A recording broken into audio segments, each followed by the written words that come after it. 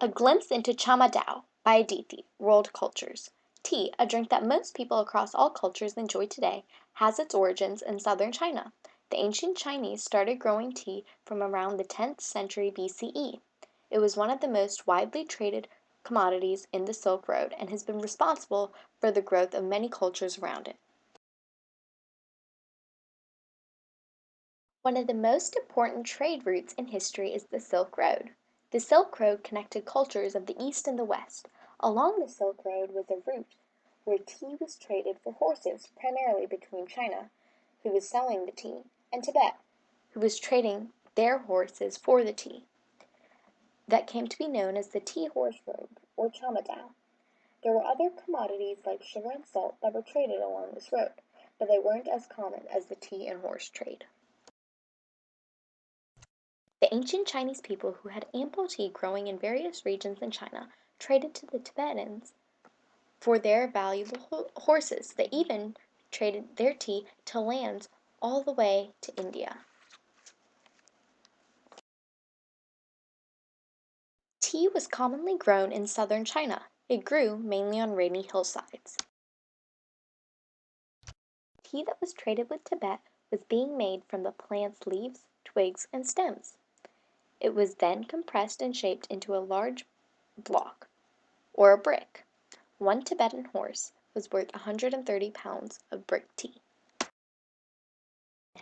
horse road dates back to the period of the Tang Dynasty, which is 618 AD to 1907 AD, and the Tibetan Tubo regime. It is said to have developed more during the Song Dynasty, which was 960 AD to 1279 AD. During the 18th century AD, the tea and horse trade became less popular and began to die out. During World War II, the Tea Horse Road was revived as all the trading highways and coastal cities in China were blocked and occupied by the Japanese army. So this route became the only link between China and India. At this time, many businesses flourished along this route. However, after the war during Chairman Mao's time, the Tea Horse Road was blocked. The ancient Tea Horse Road stretched from Yang in Sichuan province to Lhasa, the capital of Tibet. Over centuries, this route has extended to Bhutan, Sikkim, Nepal, India, Western Asia, and even the Red Sea coast in Western Africa. The ancient Tea Horse Road was the longest trade route in the world. However, traveling along the route was very dangerous, as there were zigzagging roads, steep mountains, and dangerous waters. Hence, the only transportation that was possible was mabang, which was a horse group carrying goods. This is what made the ancient Tea Horse Road unique.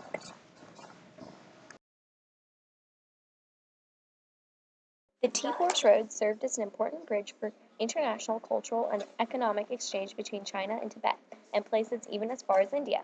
It resulted in both exchange of local commodities between these regions and along with its cultural ideas and practices. The road also served as a passage for migration as well as a channel for cultural communication among the ethnic groups in western China. Even though silk was not traded on this route, the Chamadao has been termed the Southern Silk Road of China because of its contribution to the economic and cultural aspects of Chinese history. The Tibetans traded horses for tea as it was a way of keeping themselves warm during the cold winters. Tea was also a means of keeping themselves hydrated while not having to drink the dirty water. The Chinese traded tea for horses as they needed the horses for war so that they could ride into battle rather than run.